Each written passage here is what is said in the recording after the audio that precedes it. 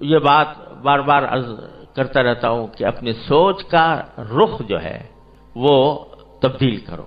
سوچ کا رخ اس طرح تبدیل کرو کہ کوئی بھی انسان ایسا نہیں جو ہر وقت کچھ نہ کچھ سوچ نہ رہا ہو.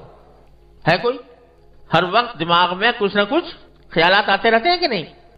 اور فضول خیالات آتے رہتے ہیں بسا اوقات، جن سے نہ کوئی فائدہ، جن سے نہ کچھ راحت، نہ کوئی آرام، بس خیالات ہیں چلے آ رہے ہیں. ایک طوفان ہے خیالات کا، ادھر سے ادھر، ادھر سے ادھر.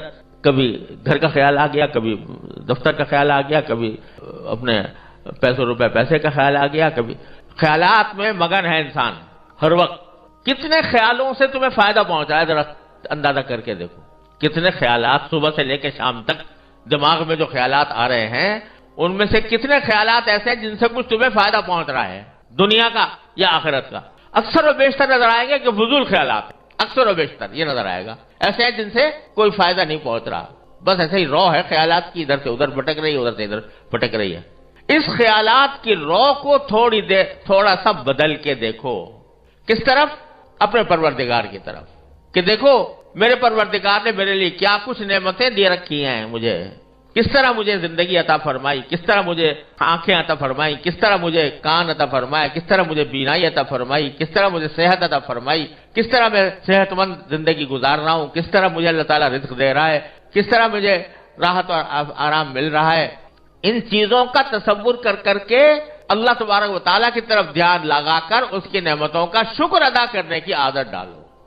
جب کبھی یہ بات ہو جائے گی تو ہر لمحے ہمارا ذہن اللہ تبارک و تعالیٰ کی طرف متوجہ رہے گا کہ اللہ ابھی سردی کا موسم ہے، الحمدللہ آپ نے مجھے اچھے کپڑے دے دیے ہیں کہ جس سے مجھے راحت مل رہی ہے. یا اللہ سردی کے موسم میں چھت کے نیچے بیٹھے ہوئے ہیں، کہیں صحرا کے اندر نہیں. کتنے لوگ ہیں جو بیچارے کھلے میں آسمان کے نیچے ہیں، برف باری کے اندر. دیکھو شام کے لوگوں کا حال پڑھ رہے ہوگے، سن رہے ہوگے کس حال میں ہیں شام کے مہاجرین. تو ان کا تصور کرو اور پھر دیکھو اپنے آپ کو دیکھو.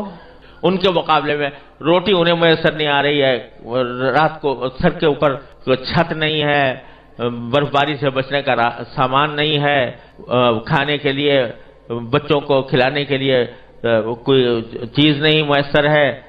ان کا تصور کرو اور پھر دیکھو اپنے آپ کو. اے اللہ کہ آپ نے کیسا کرم فرمایا ہوا ہے مجھ پر کہ مجھے رہنے کے لیے مکان بھی آرام دے رکھا ہے. اے اللہ آپ نے مجھے کھانے کو بھی دے رکھا ہے. اے اللہ میرے بچے بھی خوش ہیں. اے اللہ میری تندرست بھی ہوں. اے اللہ نہ سردی سے پریشان ہوں نہ گرمی سے پریشان ہوں. آپ نے ہر چیز کا مجھے اہل دے رکھا ہے. ان چیزوں کی طرف دھیان جو بھٹک رہا ہے نا خیال ادھر سے ادھر، اس بھٹکے ہوئے خیال کو اپنے اوپر اللہ تعالیٰ نے جو نعمتیں عطا فرمائی ہے ان کی طرف متوجہ کرو. جتنا اس طرف متوجہ کرو گے اور اس پر اللہ تعالیٰ کا شکر کرو گے، اللہ تبارک و تعالیٰ کے شکر کی عادت ڈالو گے، اتنا ہی اللہ تبارک و تعالیٰ سے قرب حاصل ہوگا. اور جب اللہ تعالیٰ سے قرب حاصل ہوگا تو یہ مال کی محبت، یہ جاہ کی محبت، یہ شہرت کی محبت، یہ منصب کی محبت، یہ سب ہیچ در ہیچ نظر آئیں گی. کوئی منصب، کوئی عہدہ، کوئی شہرت، یہ سب ہیچ در ہیچ ہو جائیں گی جب اللہ تبارک و تعالیٰ کے ساتھ یہ تعلق قائم ہوگا. تعلق مع اللہ تبارک و تعالیٰ سے محبت کا تعلق جو قائم ہو جائے گا. اس کی نعمتوں کو سوچو گے، اس کے ساتھ محبت پیدا ہوگی. محبت پیدا ہوگی، اللہ تعالیٰ سے قرب بڑھے گا تو اللہ تبارک و تعالیٰ تمہیں اپنا صحیح معنی میں بندہ بنا دیں گے. پھر یہ جو دنیا بھر کے خیالات اور گناہوں کے وسوسے آتے ہیں وہ انشاءاللہ رفع ہو جائیں گے. پھر دنیا کی مال و دولت اور راحت اور عزت اور شہرت اور منصب اور یہ سب چیزیں جو ہیں یہ ہیچ در ہیچ ہو جائیں گی. اللہ تعالیٰ اپنے رحمت سے عطا فرماتے ہیں. حضرت شیخ عبدالقادر جیلانی رحمۃ اللہ علیہ کی طرف منسوب ہے کہ ان کو سنجر ایک جگہ تھی تو اس کا سلطان تھا، اس کا بادشاہ تھا. تو وہ حضرت شیخ عبدالقادر جیلانی رحمۃ اللہ علیہ کو اس نے پیغام بھیجا کہ میں اپنے سارے سنجر کی سلطنت جو ہے وہ آپ کو پیش کرنا چاہتا ہوں، آپ اس سلطنت کے مالک بن جائیں اور سلطان بن جائیں. یہ پیشکش کی پوری سلطنت کی بادشاہ نے. اللہ! تو حضرت شیخ عبدالقادر جیلانی رحمۃ اللہ علیہ نے جواب دیا، وہ کسی نے نظم کیا ہے کہ چوں چتر سنجری رخ بختم سیاہ باد، در دل اگر بود ہوس چتر سنجرم.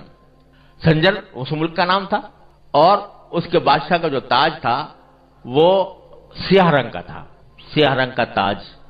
سیاہ بھی خوبصورت ہوتے نا، بعض اوقات ایک سیاہ چیز بھی خوبصورت لگتی ہے، تو اس نے سیاہ رنگ کا تاج بنا رکھا تھا، تو وہ سنجر کا تاج تھا. تو مولانا فرماتے ہیں حضرت شیخ عبدالقادر جیلانی، چوں چتر سنجری رخ بختم سیاہ باد، در دل اگر بود ہوس چتر سنجرم، زانگاہ کے یافتم خبر از نیم روز نیم شب، زانگاہ کے یافتم خبر از ملک نیم شب، من ملک نیم روز بتانگے نمی خرم. وہ جو سلطنت تھی سنجر کی، اس کا ایک علاقہ تھا جس کو نیم روز کہلاتے تھے. نیم روز، نیم روز کے لفظی معنی فارسی میں ہوتے ہیں آدھا دن.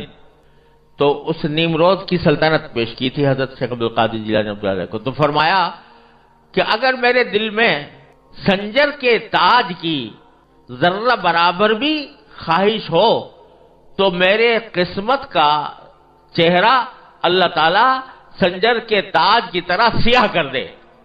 اگر میرے دل میں سنجر کے تاج کی ذرہ برابر بھی خواہش ہو تو اللہ میاں ایسا ہی میرا بخت، میری قسمت ایسی سیاہ کر دے جیسے سنجر کا تاج ہے.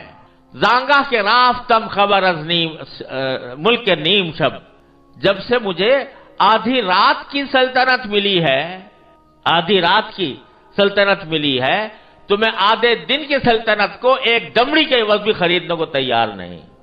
یہ نیم روز کے معنی تھے آدھا دن، اور وہ سلطنت تھا. تو نیم روز یعنی آدھے دن کی سلطنت میں ایک دمڑی کو بھی خریدنے کو تیار نہیں ہوں، جب سے مجھے آدھی رات کی سلطنت نصیب ہوئی ہے. آدھی رات کی سلطنت سے کیا مراد؟ کہ آدھی رات کے اندر اللہ تبارک و تعالیٰ سے تعلق جوڑ کر اللہ تعالیٰ کے بارگاہ میں کھڑا ہونا، اس کے سامنے عبادت کرنا، اسے تعلق جوڑنا، اسے دعائیں مانگنا. اس میں جو اللہ تبارک و تعالیٰ نے مجھے لذت اور حلاوت عطا فرمائی ہے اور اس کی جو سلطنت مجھے بخشی ہے، اس کے آگے نیم روز کی سلطنت کوئی حقیقت ہی نہیں رکھتی. میں ایک دمڑی میں بھی اس کو خریدنے کو تیار نہیں ہوں.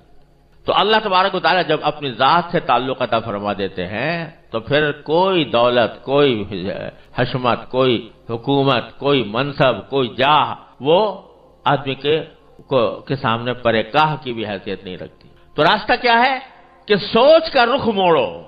سوچ کا رخ موڑو. کس طرح موڑو؟ اللہ تبارک و تعالیٰ کی نعمتوں کی طرف، اس نعمتوں کا شکر ادا کرنے کی طرف، اپنی حاجتیں اس سے مانگنے کی طرف.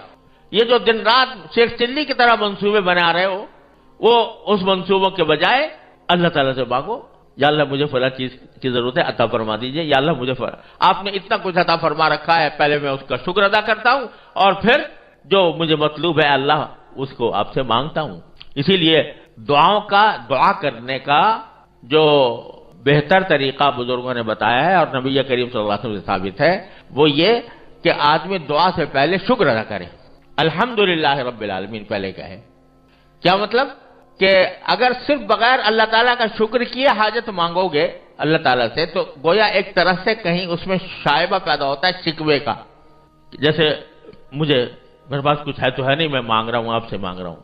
لیکن پہلے شکر ادا کر لو کہ جو موجودہ نعمتیں ہیں ان پر شکر کر کے اعتراف کر لو کہ اللہ آپ نے مجھ پر بہت نعمتوں کی بارش کر رکھی ہے، ساری تعریفیں آپ کی ہیں، سارا شکر آپ کا ہے. پہلے شکر کر کے اللہ تبارک و تعالیٰ کے نعمتوں کا اعتراف کر لو، اور اعتراف کر کے شکر ادا کر کے پھر کہو کہ یا اللہ بہت کچھ دے رکھا ہے لیکن یہ حاجت ہے میری، یہ حاجت بھی پوری فرما دیجیے. تو پھر دیکھو وہ ایک طرف شکر کے نتیجے میں ایک شکر کی عبادت تم نے ادا کر دی اور اللہ تبارک و تعالیٰ کے سامنے اپنی حاجت بھی پیش کر دی. تو دونوں چیزوں سے تمہارا تعلق اللہ تعالیٰ سے مضبوط ہو جائے گا، شکر سے بھی اور دعا سے بھی. تو اپنی سوچ کا محور، سوچ کا مرکز، سوچ کی لہر وہ اس طرف کرو، شکر کی طرف اور دعا کی طرف. اے اللہ جو نعمتیں آپ نے دی ہیں اس پر شکر، اے اللہ فلاں چیز کی حاجت ہے مجھے عطا فرما دیجیے.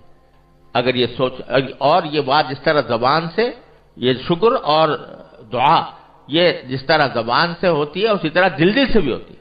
چلتے پھرتے دل میں یہ کرتے رہو، یا اللہ میں باہر نکلا تھا آپ نے اچھی سواری عطا فرما دی، اللہم لک الحمد لک الشکر. یا اللہ بیٹھ گیا ہوں مجھے منزل تک آسانی سے پہنچا دیجیے. یا اللہ میں گھر میں داخل ہونے والا ہوں، گھر والوں کو خیر عافیت سے پاؤں، اچھی حالت میں دیکھوں، کوئی برا منظر سامنے نہ آئے.